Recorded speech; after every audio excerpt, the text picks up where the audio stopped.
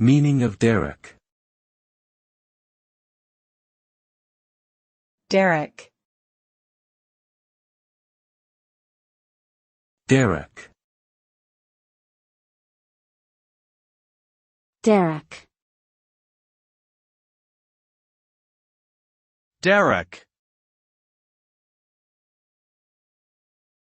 Derrick is a term that refers to an Australian Aboriginal language spoken by the Dharuk people.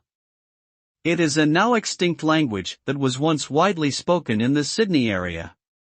The word Dharuk can also refer to the people who spoke this language.